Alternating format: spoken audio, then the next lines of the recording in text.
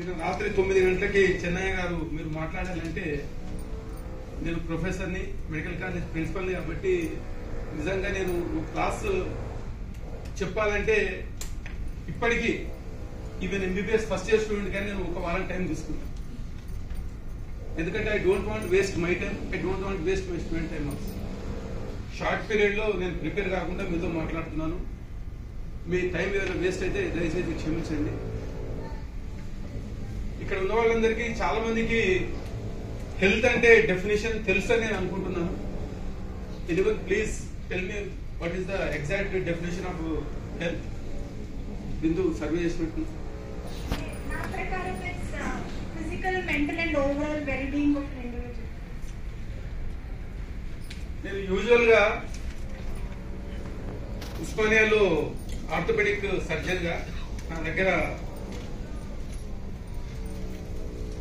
54 మంది post graduates ఉన్నారు 3 యూనిట్లు కలిపి.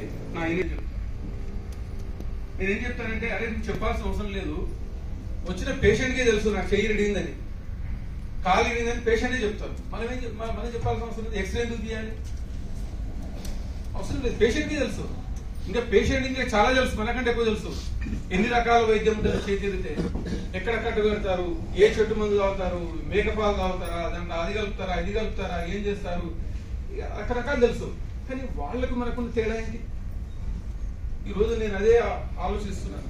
మీరందరూ ఇంతమంది హెల్త్ గురించి ఇవన్నీ మాట్లాడుతుంటే అది మీరు ఆలోచన చేయడానికి, నేను ఆలోచించడానికి కొంచెం డెఫినెట్ గా కొంచెం నాకే తేడా అనిపిస్తుంది. నేను తప్పు వింటున్నానా అని చెప్పి. కాబట్టి ఈరోజు హెల్త్ అంటే చాలా మంది ఏమనుకుంటారంటే, దురదృష్టం ఏంటంటే చాలా మందికి ఆరోగ్యం అంటే డాక్టర్ చేతిలో ఉంటది.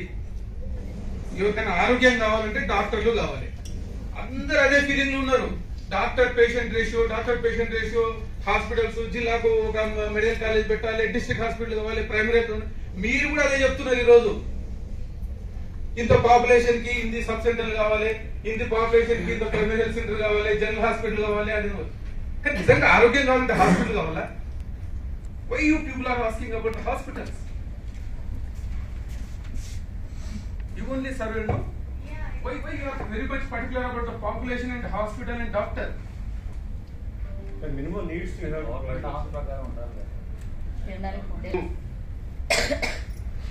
తల్లి కడుపులో ఉన్నంత వరకు 9 నెలలు ఏదైనా జబ్బు ఉండదు మనకి. ఏ జబ్బు ఉండదు. బయటికి వచ్చిన తర్వాత జబ్బులు స్టార్ట్ అవుతాయి. జబ్బులకి ముఖ్య కారణం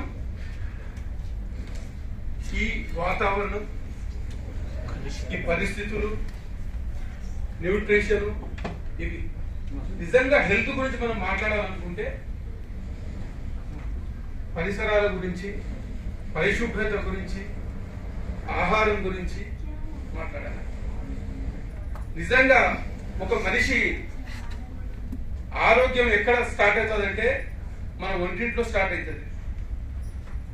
మన కిచెను, మన వాష్రూము ఎంత శుభ్రంగా ఉంటాయి, ఎంత భద్రంగా ఉంటాయి అనే దాని మీద ఆధారపడి ఉంటుంది. దురదృష్టవశాత్తు ఈరోజు ఇంటలెక్చువల్స్ అనుకుంటున్నాం మనం కూడా ఇంత పాపులేషన్ కి ఇంత సబ్ సెంటర్స్ ఉండాలి, ఇవన్నీ మాట్లాడుతున్నాం.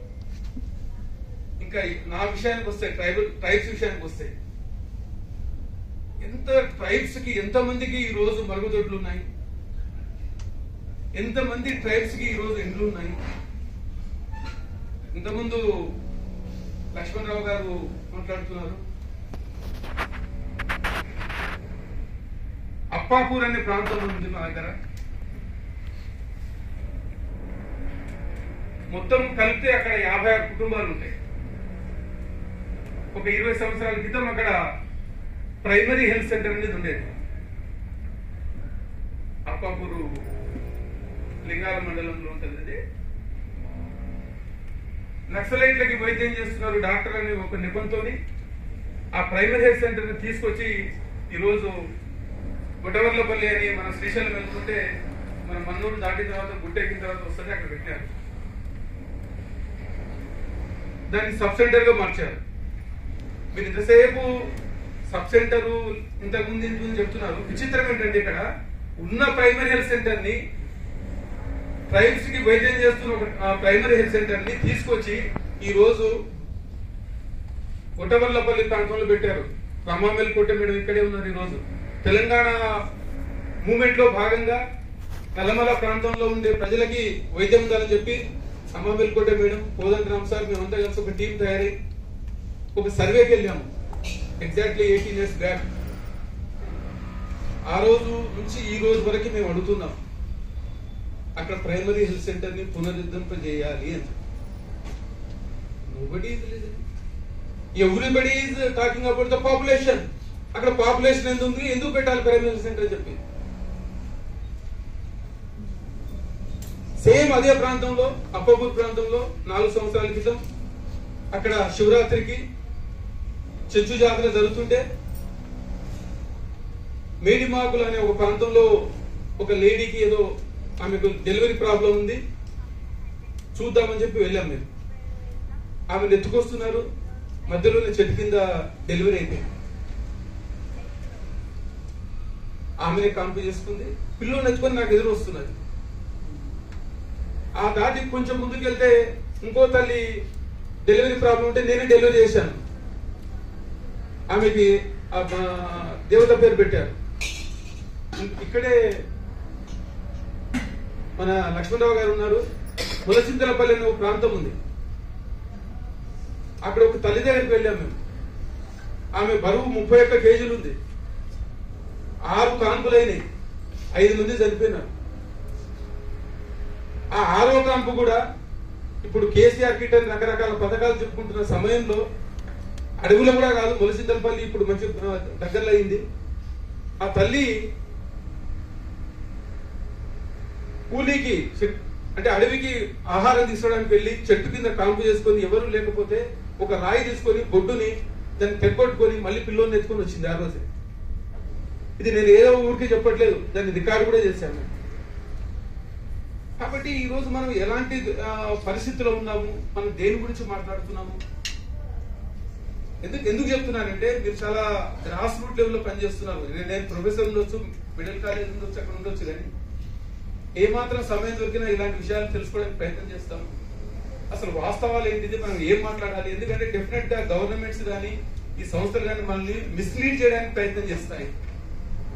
మిస్లీడ్ చేయడానికి మీరు అడుగుతున్న population and primary health centre sub centre ప్రకారం వస్తే మా నల్లమల చెంచులకి ఒక్క ప్రైమరీ హెల్త్ సెంటర్ కూడా ఉండదు.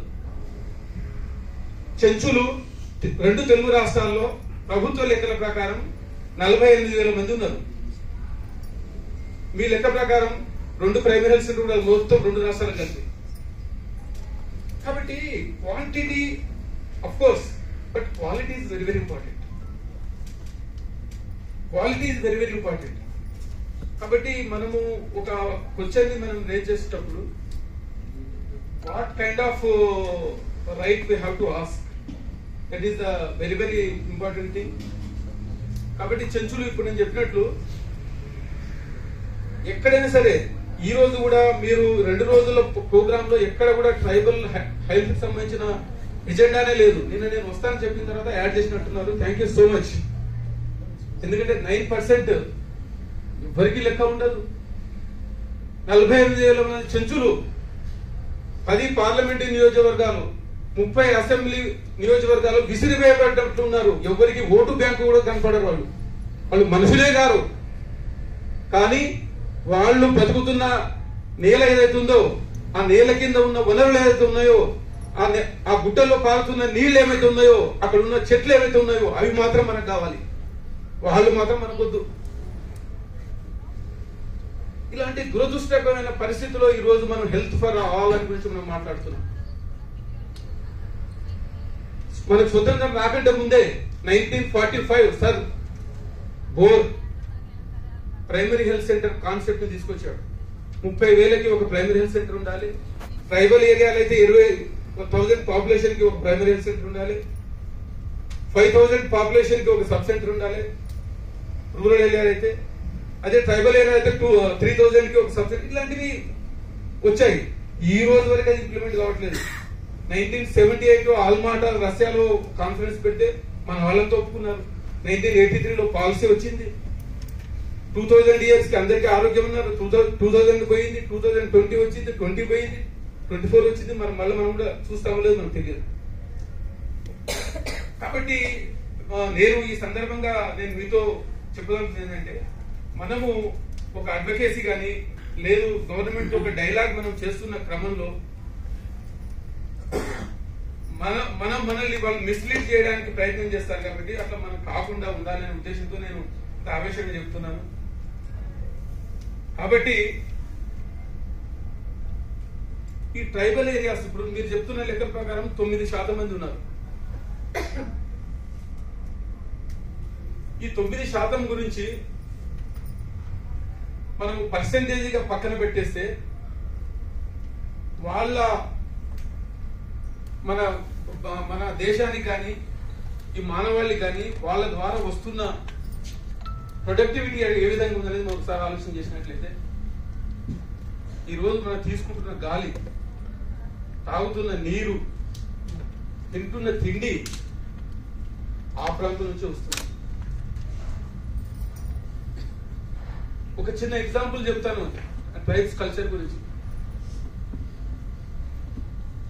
వాళ్ళు వేటకు వెళ్తే, అడవికి తినడానికి వెళ్తే ఒక చెట్టు కనిపిస్తే, ఆ చెట్టుకు పళ్ళు కనిపిస్తే మనం అయితే ఏం చేస్తాము, ఒక బస్తా ఉంటే బస్తా నింపుకొని వస్తాం.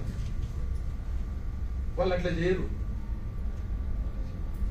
ఆ చెట్టుకు ఒక కాయ ముందు కాస్తే ఆ కాయ దేవుని కాయని వదిలేస్తారు.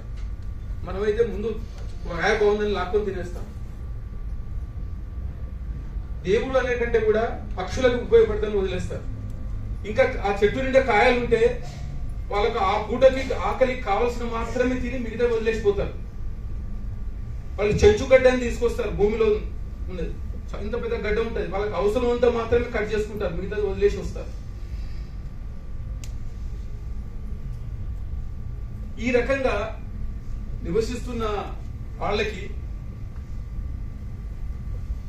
స్వతంత్రం రాకంటే ముందు హక్కులు లేవు, వచ్చిన తర్వాత హక్కులు లేవు. 2006 నుంచి ఫారెస్ట్ రైట్ యాక్ట్ గురించి మనం మాట్లాడుతున్నాం. 13 రకాల హక్కులని చెప్పాము, వ్యక్తిగత హక్కులని చెప్పాము. మనకు భూములు లేవు, నీరు లేదు. దాంట్లో one of the important is the health. కాబట్టి మీరు చేస్తున్న ఈ యాక్టివిటీలో, మీరు చేస్తున్న ఈ హెల్త్ ఫర్ అనే దాంట్లో ట్రైబ్స్ కూడా ఉంటే డెఫినెట్ గా వాళ్లకు అనుగుణంగా మాత్రం మనం ప్లాన్ చేయాలి. ఇప్పుడు యాక్షన్ ప్లాన్ అనేది కానీ, వాళ్ళకి ఏమి కావాలనేది కానీ వాళ్ళని అడిగి మనం తీసుకురావాలి. చాలా ప్రోగ్రామ్స్ ఈ తెలంగాణ గవర్నమెంట్ మేము చెప్పడం జరిగింది. ముఖ్యంగా ఇక్కడ ప్రాంతంలో కొన్ని చోట్ల అంబులెన్సులు పోవు. ఎన్నో సందర్భాలు నేను ఆపరేషన్ చేస్తున్న థియేటర్ ఉన్నప్పుడు నాకు ఫోన్ చేస్తారు, సార్ 108 చెప్తే రావట్లేదని చెప్పి. వాళ్ళు అట్లే లైన్ లో ఉంచి కాన్ఫరెన్స్ కాల్లో నేను 108 ఎవరైతే స్టేట్ ఇన్ఛార్జ్ తో మాట్లాడి ఎన్నిసార్లు నేను వెహికల్ అరేంజ్ చేశాను, లెక్క లేదు. ఎవడు ఆ వెహికల్ పోదని చెప్తారు, నిజానికి పోదు.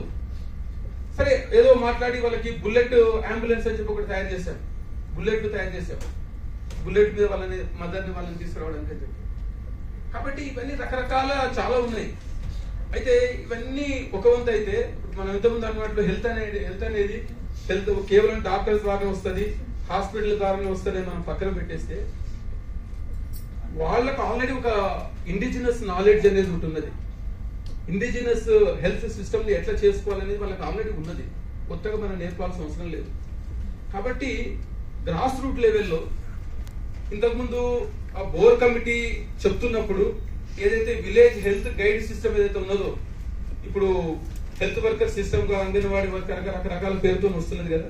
కాబట్టి మనము ఆల్రెడీ మహారాష్ట్రలో కొన్ని ఇంప్లిమెంట్ లో ఉన్నాయి. వాళ్ళు ఏంటంటే ఈ డాక్టర్ వెళ్ళి తీసుకొచ్చి చేసే వరకు అయిపోతుంది కాబట్టి జస్ట్ 10 drugs కిట్ అని చెప్పి, 15 drugs కిట్ అని చెప్పి, ఒక కలర్స్, ఇప్పుడు పారాసిటమాల్ ఇంత పెద్ద వైట్ గా ఉంటది, ఐరన్ టాబ్లెట్ అంటే ఎర్రగా ఉంటుంది, మోషన్స్ వస్తే వేసుకోవాల్సింది ఇట్లా అని చెప్పి జస్ట్ వాళ్ళు కలర్ పెట్టి చేసే సిస్టమ్ ఒకటి ఉన్నది. డ్రగ్ డిపోస్ లాగా అక్కడ మనం పెట్టొచ్చు. అక్కడ ఉన్న వాళ్ళనే ఇప్పుడు ఒక పెంటలో చెంచులు నాకు తెలిసి ఎక్కడ కూడా పెద్ద విలేజ్ అంటే 56 పెంటాలు ఉన్నది మాత్రమే అపాపూర్. మిగతా చోటంతా కూడా 10-12, నాట్ మోర్ దెన్ 60-70. కాబట్టి ఇలాంటి సిస్టమ్ ని మనం ఏమైనా చేయగలుగుతామా?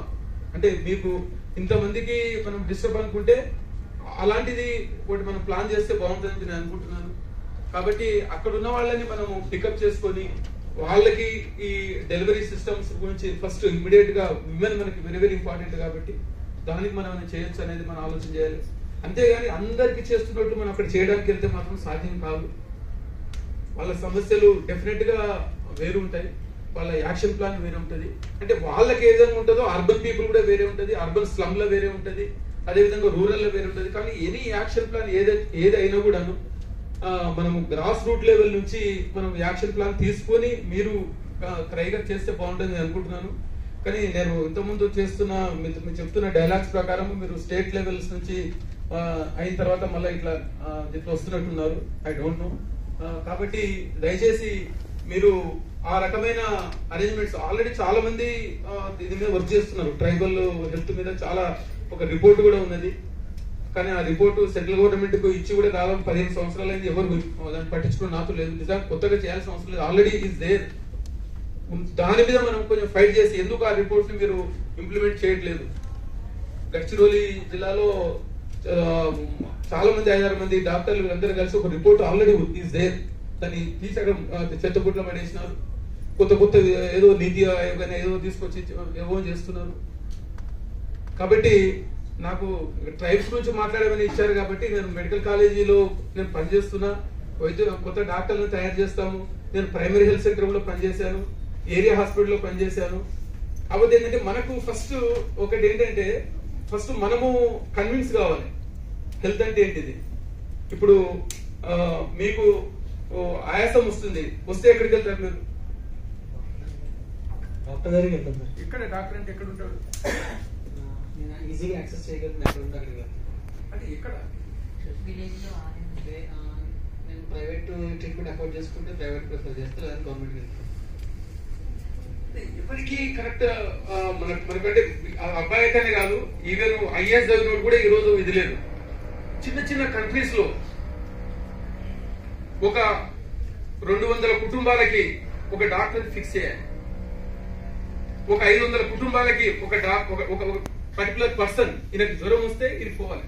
ఆ అవగాహన ఎవరికి లేదు ఈ రోజు వరకు. ఇక్కడ ఈవెన్ హైదరాబాద్ లో కూడా ఈ బంజారా జూబ్లీస్ లో ఉన్నోడు కూడా ఇట్లే. ఎవరంటే ఆ రోజు ఎక్కడ కొట్టే అక్కడ దొరుకుతాడు. 500-1000 రూపాయలు పెడితే దొరుకుతారు. కానీ ఫలానా మనిషి నాకు దొరుకుతాడు అనేది ఉందా? లేదు. కానీ మేము మా ఊర్లో అప్పాయపల్లి గ్రామంలో మేము చదువుకుంటున్నప్పుడు మాకు జ్వరం వస్తే ఎక్కడ పోవాలి మా అమ్మకి తెలుసు, మా నాన్నకి తెలుసు. తొడకు గడ్డ కడితే మంగళ వీరయ్య దగ్గర పోతే మంచి కత్తి తీసుకొని దాన్ని తీసి మొత్తం చీమంతా తీసేవాడు. ఇమాం సాబ్ దగ్గరికి వెళ్తే ఏదో దగ్గు మందో అదో ఏదో ఇచ్చి మనం ఇచ్చేసేవాడు. వాళ్ళకి ఫిక్స్డ్ తెలుసు. అదే విధంగా ట్రైబ్స్ కూడా ఒక ఇండిజినస్ నాలెడ్జ్ ఉంటుంది. ఈ రోజు వరకు కూడా వాళ్ళకి జ్వరం వచ్చిందంటే వాళ్ళకి of course they may be wrong. ఇప్పుడు చాలా జబ్బులు వైరల్ డిసీజ్ ఎట్లా తగ్గిపోతాయి మనకి? జస్ట్ సింపుల్ పత్యం తీసుకోవడం మూలాన, ఫాస్టింగ్ మూలాన, రెస్ట్ తీసుకోవడం మూలాన తగ్గిపోతుంది. వాళ్ళు దాన్ని ఏమనుకుంటారు, ఆ కొండకి వెళ్ళి సలేశ్వరంకి వెళ్ళి ఆ దేవతకి ఆ పోలేరమ్మకి ముక్తి తగ్గిపోయింది అనుకుంటారు. Most of the viral diseases self limiting diseases ఉంటాయి. ఆ నమ్మకంతో వస్తుంటారు. కాబట్టి మనకి పర్టికులర్ గా ఇప్పుడు మీరు అన్నారు జవహర్ నగర్ లో 1,00,000 మంది ఉన్నారు. 1,00,000 మందిలో జ్వరం వస్తే ఎక్కడ పోవాలి వాళ్ళు? ఆ భరోసా ఈ రోజు వరకు కూడా మనం ఇవ్వలేకపోతున్నాం. హైదరాబాద్ లో ఉన్న వాళ్ళకు కూడా వాళ్ళకి సడన్ గా ఒక హార్ట్ అటాక్ వచ్చినా, ఒక జ్వరం వచ్చినా, ఒక దగ్గు వచ్చినా, ఒక తుమ్ము వచ్చినా పర్టికులర్ గా నాకు ఇతను చూస్తాడు, ఇతని వల్ల నాకు ఉపయోగం ఉంటుందని ఒక వ్యవస్థని తీసుకొచ్చే విధంగా మీ క్రై గాని ఇంకెవరు గాని తీసుకురావాల్సిన అవసరం అని చెప్పి నేను అనుకుంటున్నాను, నేను భావిస్తున్నాను. అయితే డాక్టర్ గా నేను ఇంతమందికి దాదాపు ఒక 30-30 సంవత్సరాలుగా డాక్టర్లను తయారు చేసే ఒక మిషన్ మా దగ్గర ఉన్నది. తయారు చేసి పంపిస్తున్నాం. కానీ ఎవరికి ఈ ఆలోచన ఉండదు. నేను అందుకే నా విద్యార్థులు కూడా